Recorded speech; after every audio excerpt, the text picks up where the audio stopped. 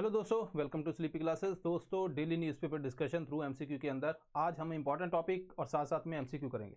अब बहुत से बच्चे पूछते हैं कि सर पहले एमसीक्यू या बाद में, है ना, ये कन्फ्यूजन थी। तो पहले भी आपको एमसीक्यू मिलेगा, ठीक है। उसके बाद मैं डिस्कशन करूंगा टॉपिक की, पहले पढ़ूंगा नहीं, आप स्टॉप करके देख सकते हो। डिस्कशन करूंगा, उसके बाद फिर दोबारा एमसीक्यू आएगा। जो बच्चे डिस्कशन के बाद एमसीक्यू अटेम्प्ट करना चाहते हैं कर सकते हैं। दोनों, एक बंदा भी दोनों कर सकता है। पहले देख लो, नहीं आया तो डिस्कशन देख के उसके बाद दोबारा ट्राई कर लो, है ना।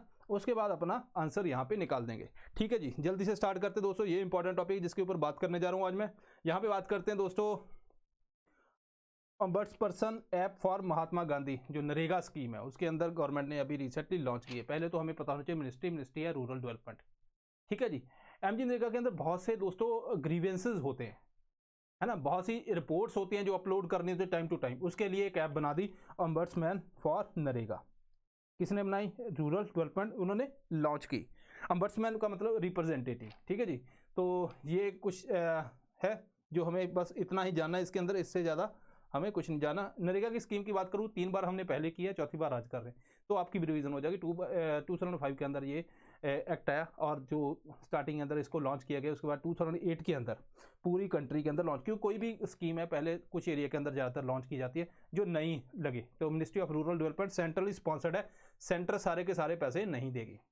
यहाँ पे विश्वास दिया गया कि भाई 100 डेज का आपको अनस्किल्ड मैनुअल लेबर का, है ना, इतनी गारंटी देंगे। अगर मान लीजिए कोई किसी ने अप्लाई किया, काम नहीं मिला, तो 15 दिन की डिमांड के हिसाब से उसके विद इन नहीं मिला तो वहाँ पे कंपनसेशन भी दिया जाएगा, अनएम्प्लॉयमेंट अलाउंसेस मिलेंगे। और जो एरिया के हिसाब से काम होता है कि क्या क्या काम इसके अंदर हो सकता है। अगेन, अब पैसा कहाँ पे यूज़ करना है, कि क्या हम पूरे का पूरा ही एक ही जगह पे यूज़ कर दें? नहीं, 60% जो अमाउंट है वो वेजेस के अंदर यूज़ करनी है और 40% मटीरियल के अंदर। यूनियन गवर्नमेंट 100% बियर करती है कॉस्ट जो वेज की, लेकिन पूरी 100 नहीं करती। इसके अंदर भी कैटेगरीज हैं, अभी आगे बढ़ाता हूँ। 75% मटीरियल कॉस्ट जो बियर करती है। सोशल ऑडिट होना चाहिए, इन्होंने बोला हर 6 महीने में, ठीक है। ग्राम सभा इसका सोशल ऑडिट करेगी और वेजेस जो है सीपीआई से लिंक है, ये याद रखना आप, क्योंकि आरबीआई वाला क्वेश्चन आया था। फंडिंग जो है, यहाँ पे मैं यही बात करना चाहता हूँ। सेंट्रल गवर्नमेंट बियर करती है 100% cost of unskilled labour, 75% cost semi skilled and skilled labour. Recently अगर आप देखो कोविड के टाइम के ऊपर कुछ कुछ स्टेट के अंदर कुछ कुछ रीजन है जहाँ पे स्किल्ड लेबर को भी जॉब यहाँ पे इसके अंदर दी गई। 75% material cost and 6% administrative cost ये सेंटर बियर करती है। ओके, इसके अलावा बहुत ज़्यादा लीकेज होती है। अभी कार्ड बन गए, है ना, नरेगा कार्ड बन गए, बंदा है ही नहीं, पैसे वैसे चाह रहे हैं, है ना, सैलरी, तो इसके लिए आधार कार्ड वगैरह से लिंक किया गया, इसको मोबाइल नंबर से लिंक किया गया। नरेगा सॉफ्ट बनाया गया, जहाँ पे आरटीए के हिसाब से पूरा जो मस्टर रोल की पूरी आप यहाँ पे इंफॉर्मेशन निकाल सकते हो। जियो टैगिंग की गई लोकेशन वाइज, ठीक है। जन मनरेगा, यहाँ पे भी एसेट का ट्रैक किया गया कि भाई क्या कोई बना भी रहा है कहीं पे हवा में, है ना, बन रहे हैं महल उसके अंदर। तो ये सारी चीज़ें हैं जो गवर्नमेंट ने टाइम टू टाइम लॉन्च की। अब ये नई अपना अमृतसर ऐप आ गई। क्वेश्चन देखिए, consider the following statement in context to MG NREGA. Households are eligible for unemployment allowances if employment not been provided within 15 days of demand. Second दोस्तों है, the scheme is 100% funded by union government. Third है, ombudsperson app for MNREGA recently launched by Ministry of Electronics and Information Technology. 1 only, 1 and 2, 2 and 3, all of the above. जो बच्चों ने ध्यान से इसको पढ़ा है वहाँ पे आपका आंसर ये निकल जाएगा इजीली। सो फर्स्ट जो स्टेटमेंट है गूगल वही सही है। तो ये अपनी मिनिस्ट्री गलत है, 100% कहाँ दे रही है ना, सेंट्रल गवर्नमेंट। तो वो first statement is correct. Question देखिए, radiation spike in Chernobyl Ukraine. दोस्तों अभी हमें लास्ट क्लास के अंदर मैंने बताया था कि यूएस के रशिया के लिए यूक्रेन इंपॉर्टेंट क्यों है। अभी रिसेंटली यहाँ पे इन्होंने कब्जा कर लिया है जो चेर्नोबिल न्यूक्लियर प्लांट है, ठीक है जी। अब यहाँ पे इन्होंने बोला कि रिपोर्टर ये बोल रहे हैं कि भाई रशिया का कोई मन नहीं था, बस यहाँ पे क्यों कीव के ऊपर कब्जा करना था, यहाँ से आए तो ये तो रास्ते में पड़ता था। उन्होंने बोला कि 2 हाथ यहाँ पे भी लगा लेते हैं, है ना, कि भाई रास्ते में पड़ रहा था, शॉर्टेस्ट डिस्टेंस है तो यहाँ पे कोई दिक्कत नहीं है। तो एक तो ये बात होगी। लेकिन अराउंड 86 की बात अगर मैं करूँ तो वहाँ पे यहाँ जो चेर्नोबिल के अंदर डिजास्टर हमें देखने को मिला था, ठीक है। कुछ इंजीनियर शाम को इकट्ठा हुए बैठे और उन्होंने सलाह बनाई कि यार देखते हैं कि जब पावर ऑफ होती है उसकी कोर क्या तब भी कूल होती है नहीं होती। तो शाम को माहौल था, वो रेगुलर चेकअप के लिए बंद हुआ, तो इन्होंने ये एक्सपेरिमेंट अपना स्टार्ट कर दिया। उसकी वजह से वहाँ पे ब्लास्ट हो गया और बहुत से लोगों की लोगों की इतनी बहुत ज़्यादा भी नंबर नहीं, लेकिन इम्पैक्ट जो पूरे एरिया के ऊपर बहुत हुआ। अब यहाँ पे फिर इन्होंने बोला कि भाई यहाँ पे आ गए हैं तो न्यूक्लियर प्लांट है, इसका भी जो वेस्ट भी है ना, यहाँ पे सेफ अलग अलग बनाई हुई है इन्होंने, ठीक है। वहाँ पे जो मटेरियल रखा हुआ है, न्यूक्लियर मटेरियल और वेस्ट भी पड़ा हुआ है, तो वहाँ पे हालांकि वो कोई भी नेचुरल डिजास्टर को सहन करने का उसके अंदर है इतनी क्षमता, बट फिर भी वहाँ पे थोड़ी थोड़ी एयर के अंदर लीकेज हो रही है। ये उन्होंने बताया कि एयर के अंदर वहाँ पे ये रिस्क एक फैक्टर रहेगा, रेडियो एक्टिव फ्यूल जो है, ठीक है दोस्तों। तो ये इन्होंने बोला। इसके अलावा बस इतना ही हमने जानना है इसके अंदर। तो यहाँ पे सीधा क्वेश्चन की तरफ बढ़ते हैं। इंपॉर्टेंट क्वेश्चन है, बेसिक इसके अंदर मैंने डेफिनेटली ऐड किया है, देखते हैं बेसिक आपने कितना प्रिपेयर किया है। फर्स्ट है ionizing radiation has higher wavelength and lower frequency. Second है granite rocks are the most appropriate to deposit vitrified high level nuclear waste. Third है there is no law in India for the disposal of waste, nuclear waste. 1 है 2 और 3 all of the above.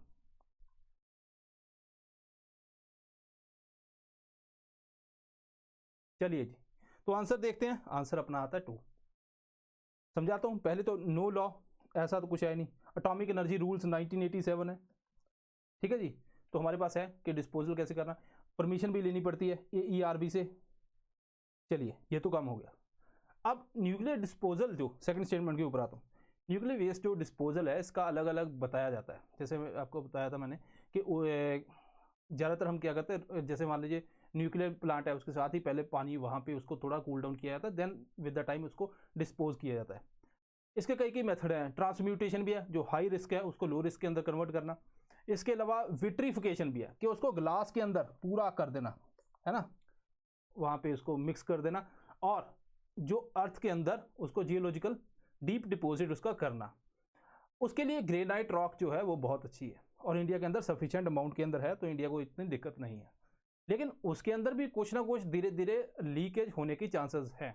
चलिए, दूसरा है option के भाई आप समुद्र के अंदर पानी में, वहाँ पे भी डिजास्टर हो सकता है। तीसरा इन्होंने बोला कि आप स्पेस के अंदर इसको भेज दो, है ना, तो भाई स्पेस शटल की तरह वहाँ पे ही वो घूमता रहेगा। उन्होंने बोला नहीं, है ना, कभी कभी भाई नीचे भी आ सकता है, या ब्लास्ट हो गया या कुछ ऐसा हुआ तो पूरा यहाँ पे दिक्कत आ जाएगी। अब यहाँ पे जो दिक्कत देने वाली है रेडियो एक्टिव मेनली है ionizing radiation. Radiation, ionising radiation basically क्या होता है, उसके अंदर हाई एनर्जी होती है, ठीक है जी। अब हाई एनर्जी मतलब एच म्यू, है ना, ये है फ्रिक्वेंसी। हाई एनर्जी मतलब हाई फ्रिक्वेंसी। इसको मैं अगर फ्रिक्वेंसी क्या होता है, अगर मैं ऐसे लिखूं c/λ, ये क्या है, wavelength. So high energy and low wavelength, है ना, तो ये होगा अपना हाई एनर्जी। सो यहाँ पे क्या हाई उल्टा है, तो यहाँ पे आयोनाइजिंग रेडिएशन जो है उनसे जेनेटिक जो इश्यूज आ सकते हैं, अल्फा बीटा गामा, है ना, ये सारी हैं क्या इसके अंदर आती है आयोनाइजिंग रेडिएशन। इसके अलावा अगर मैं बताऊँ को अपनी एक्सरेज, ठीक है, तो ये सारी न्यूट्रॉन, तो ये अपनी आयोनाइजिंग। नॉन आयोनाइजिंग के अंदर आपकी वही आ गई रेडियो, माइक्रो, है ना, बाकी अल्ट्रा वायलेट वगैरह वो सारी नॉन आयोनाइजिंग के अंदर आ गई। नॉन आयोनाइजिंग इससे उल्टा होता है, ठीक है जी। ओके, यहाँ पे आगे बढ़ते हैं। VIP security, recently Gurmeet Ram Rahim, ठीक है, 20 ईयर के जिनको सेंटेंस है फॉर रेपिंग 2 वुमेन, तो उसका इल्ज़ाम उनके ऊपर लगा था, तो उनको 20 साल की सज़ा मिली, ठीक है जी। अब ये 20 साल की सज़ा के बाद फरलो के ऊपर बाहर आएगा। आपको पता है पंजाब के अंदर इलेक्शन थे, तो यहाँ पे पॉलिटिकल इनका जो समीकरण बदलने के चांसेस रहते हैं, तो यहाँ पे इनको मिली सिक्योरिटी। जब हरियाणा के होम मिनिस्टर से पूछा गया तो उन्होंने बोला मुझे तो किसी ने बताया ही नहीं कि इनको ये सिक्योरिटी दी गई। तो नेचुरली अब खैर बताया किसी ने या किसी ने नहीं, तो उन्होंने बोला कि जी, चीफ मिनिस्टर ने बोला पुलिस ने इंटेलिजेंस दी थी कि भाई इनकी जान को खतरा है, तो उसके हिसाब से हमने इनको सिक्योरिटी दी। अब मेनली जो है इंटेलिजेंस एजेंसी बताती है कि सिक्योरिटी मिलनी चाहिए या मतलब जिसकी जान को खतरा है, लेकिन ये कुछ यहाँ पे क्योंकि ये इन्फॉर्मेशन शेयरिंग नहीं की जा सकती, आपको MHA ministry of home affair वगैरह को उनको ही दी जाती है इन्फॉर्मेशन, तो ये पब्लिक डोमेन में नहीं है क्या उन्होंने एयरपोर्ट दी थी या नहीं दी। सवाल यहाँ पे ये उठ गया कि जब यूपी से लेके पंजाब के अंदर इलेक्शन 25 बीजेपी जो पॉलिटिशियन है उनको भी जो सिक्योरिटी दी गई, कंगना रनौत को सिक्योरिटी मिली, है ना, तो ये सारे जो शख्सियत हैं जिनको सिक्योरिटी मिली, इसका कोई मतलब ज़्यादातर ये बोला जा रहा है कि जो पार्टी रूलिंग पार्टी होती है उन्हीं के मेंबर को ये सिक्योरिटी मिलती है, ठीक है जी। दीपिका पादुकोण, उसको उस टाइम पे सिक्योरिटी नहीं दी गई थी जब वो जेएनयू वाला केस हुआ था। किसी को भी, चाहे गवर्नमेंट है या सिविल सोसाइटी से, जिसका मतलब कॉन्सिक्वेंसेज है ना, ऐसा नहीं कि मतलब किसी को भी सिक्योरिटी दे रहे हैं, थोड़ा बहुत थ्रेट होना चाहिए। ओके, सेंट्रल गवर्नमेंट भी दे सकती है या स्टेट गवर्नमेंट अपनी हिसाब से स्टेट पुलिस को लगा के वहाँ पे भी सिक्योरिटी प्रोवाइड कर सकती है। ज़्यादातर ये डिसाइड करता है MHA, ministry of home affair, ठीक है। ओके, इंटेलिजेंस ब्यूरो के ऊपर या रॉ के ऊपर हिसाब से ये डिसाइड करते हैं कि किसको मिलनी चाहिए नहीं। कुछ ऐसे इंसान हैं जैसे प्रधानमंत्री हैं जिनको अपनी पोजीशन के हिसाब से ऑटोमेटिकली सिक्योरिटी मिलती है, जैसे SPG, ठीक है, हमने रिसेंटली इसके बारे में पढ़ा। इसके अलावा ये भी हमने क्लासिफिकेशन पढ़ी, X Y Y plus Z Z plus, है ना। SPG के बारे में पढ़ा हमने, SSG के बारे में भी पढ़ा, इसके ऊपर क्वेश्चन भी किया था जो जम्मू कश्मीर के जो CM के कंटेक्स्ट के अंदर था। SPG जो है बेसिकली प्रधानमंत्री और जो former prime minister and their immediate family जो उसी रेजिडेंस के अंदर रहती है। ये 2019 के अंदर अमेंडमेंट करके उन्होंने की थी। जो फॉर्मर प्राइम मिनिस्टर, उन्होंने बोला कि 5 साल के लिए उनको मिलेगी, बस इससे ज़्यादा नहीं मिलेगी। X कैटेगरी के अंदर 1 गनमैन, है ना। दूसरा Y के अंदर 1 gunman mobile security, then 1+4 on rotation. Again ये वाला इतना ज़्यादा इंपॉर्टेंट नहीं है, बस आपको थोड़ा सा आइडिया इसके अंदर होना चाहिए, इससे ज़्यादा नहीं। ये हमने पहले भी अभी रिसेंटली किया था। कौन कौन सी फोर्सेस लगती हैं ज़्यादातर इसके अंदर? NSD, national security guard, CRPF, CIS, SF, ठीक है जी। इसके अलावा अकोमोडेशन, ठीक है, जैसे मान लीजिए किसी को सिक्योरिटी दी, अब उसके अकोमोडेशन का क्या होगा? तो कई बार क्या उस पर्सन को भी बोला जाता है कि अकोमोडेशन के हिसाब से दो। जैसे चीफ जस्टिस है, ठीक है जी, उनको सिक्योरिटी दी गई, बाद में वो अपने घर में अलग से शिफ्ट हो गए, प्राइवेट घर में, तो वहाँ पे इतनी अकोमोडेशन के लिए थी नहीं जगह, तो उन्होंने भी मना कर दिया। इसके अलावा जैसे मुकेश अंबानी है, तो उन्होंने सिक्योरिटी ली, तो उनको भी आई थिंक अराउंड 15 लाख, जो 2014-15 की बात है, 15 लाख 14 नहीं 13 की बात है, 15 लाख पर मंथ उनको चार्ज किया गया था सिक्योरिटी देने का। अब तो चलो फ्री होगी, ठीक है जी। क्वेश्चन देखिए, consider the following statement in context to security cover provided by the government.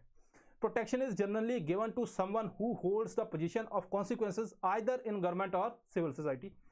Special protection group offered protection to Prime Minister, then Chief Minister and their immediate family members. There is no bar on government providing protection to a convict. ठीक है जी, चलिए जी, answer is 1 and 3। Second statement, यहाँ पे CM नहीं है, ठीक है जी। अब बात करते हैं कि हाँ बिल्कुल, यहाँ पे ये बोला गया कन्विक्ट है, क्योंकि भाई स्टेट की ड्यूटी है ना, प्रोटेक्ट करना, चाहे किसी कोई भी हो, ठीक है। तो इसलिए कन्विक्ट को भी यहाँ पे लीगली दी जा सकती है, लेकिन यहाँ पे क्या समीकरण बना ये पॉलिटिशियन नहीं जानते हैं। अहम वॉरियर लचित बोरफुकन। प्रेसिडेंट रामनाथ कोविंद ने recently celebration 400 anniversary of Lachit Borphukan की अभी 400 जो बर्थ एनिवर्सरी मनाई।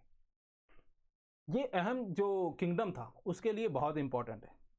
अगर हम बात करें थोड़ा सा पास्ट में जाएं, तो यहाँ पे मैं लिख देता हूँ। तो एक न्यूज़ उठी थी अभी रिसेंट का, ये करंट अफेयर है, कोई साल एक पुराना होगा। वहाँ पे था चौलुंग सुखापा,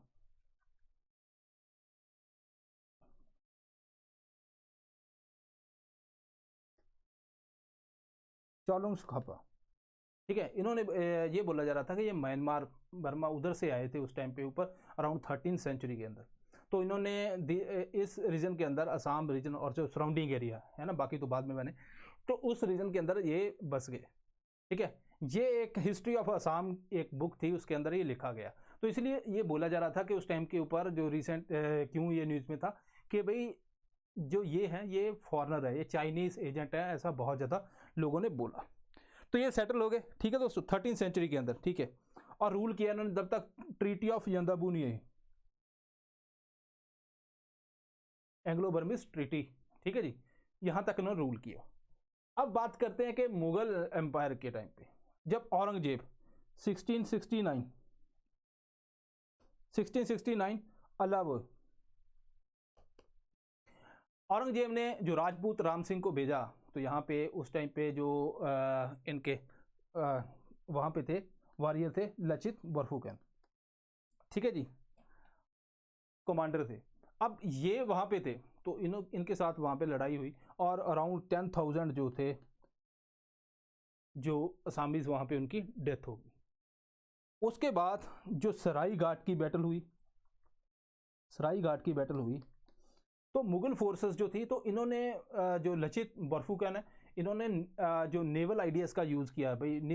जैसे मान लीजिए आगे से ये क्या करते थे कि आगे से थोड़ी सी बोट वगैरह दिखाते थे। अब मुगल को लगा कि यार ये तो बहुत ही कम है, चलो इनके ऊपर चढ़ाई कर देते हैं। लेकिन ये पीछे से आगे से थोड़ा सा सरप्राइज करते थे, बड़ी बहुत कम है, लेकिन बाद में पीछे से अटैक करते थे।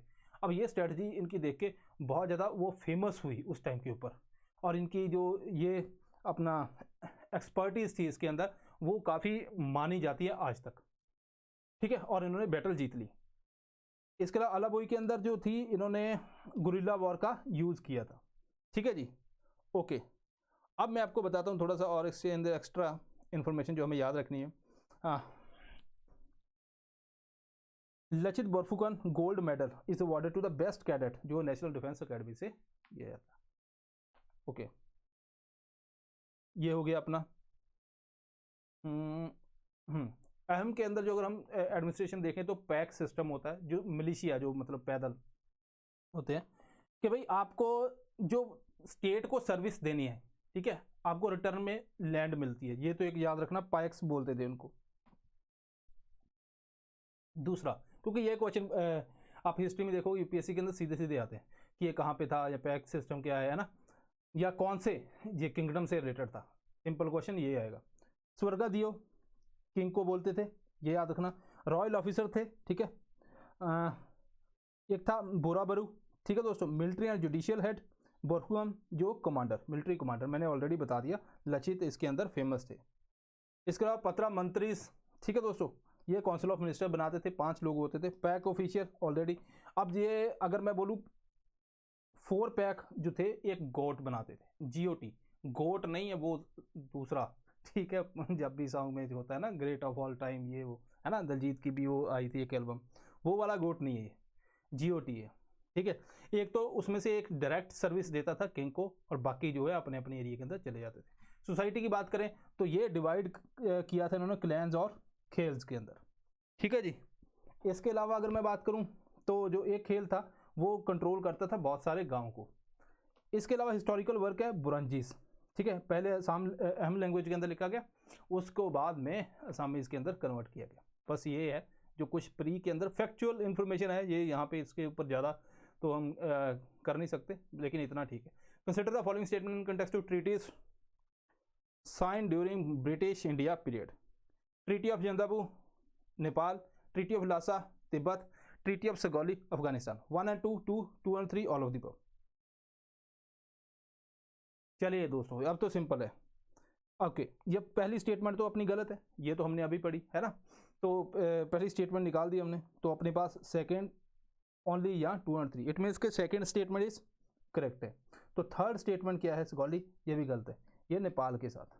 तो आपको ये याद रखनी है दोस्तों, ये प्री के अंदर जब आप यूपीएससी का एग्जाम दोगे तो उसके लिए आपको क्या पता होना चाहिए कि ईस्ट से कौन कौन सी बर्मीज एरिया वो है ना, यहाँ पे तिब्बत हो गया, देन नेपाल है ना, इधर पंजाब एंड अफगानिस्तान, ये कुछ एरिया यहाँ पे जो ट्रीटीज़ हुई हैं वो आपको पता होनी चाहिए, क्योंकि ये इंपॉर्टेंट है। इंटरनेशनल जो बाउंड्रीज हैं उसके साथ साथ में जो ट्रीटीज़ हुई थी कंट्रीज़ के हिसाब से। 3D manufacturing policy target 500 item by 25। Indian express के अंदर ये आया, national strategy on additive manufacturing. Recently जो मिनिस्ट्री है इलेक्ट्रॉनिक्स एंड इंफॉर्मेशन टेक्नोलॉजी, उसने ये रिलीज़ की। एडिटिव मैन्युफैक्चरिंग होता है कि लेयर बाय लेयर, जिसको हम 3D प्रिंटिंग भी बोलते हैं। 3D प्रिंटर का आपने नाम सुना होगा। यहाँ पे होता क्या है, जैसे ये है, ये देखो चेयर्स हैं बिल्कुल एक ही जैसे, इनकी जो डिज़ाइन है और जो साइज़ भी एक ही जैसा है ना। अगर आपको बोलूँ कि भाई आप कोई चेयर बनाओ, तो आप ठीक है, हमने क्या किया, आयरन रॉड वगैरह ली, वो सारा उसको काट के एक चेयर डिज़ाइन की। उसके अंदर बहुत सी जो रॉड है वेस्ट भी जाती है ना। और अगर हमें कोई बोले 10 बना दो, तो 10 के अंदर 10 सभी अलग अलग होंगी है ना, थोड़ी बहुत एक दूसरे से। तो यहाँ पे तो कंप्यूटर के अंदर जो 3D एक पूरा प्रिंट बनेगा, उसके बाद मटेरियल जो होता है मशीन्स के अंदर होता है, वो क्या करता है, लेयर बाय लेयर लगा लगा के उसको पूरा एग्जैक्ट सेम टू सेम बना देता है। इसका बेनिफिट क्या है, एक तो भाई मटेरियल का वेस्टेज नहीं होती है ना, तो दूसरा जो इसका जो पैटर्न है सभी का सेम होता है ना। तो ये बहुत जो चल रही है इसके अंदर। तो आप 3D प्रिंटर से तो आप जो पिस्टल भी बना सकते हो, ठीक है, ऐसा है, डिपेंड करता है कि वो किस ग्रेड की है ना। तो रिसेंटली एक घर भी बनाया था, लेयर टू लेयर ये चलता है, हमने जो DND के अंदर पढ़ा था।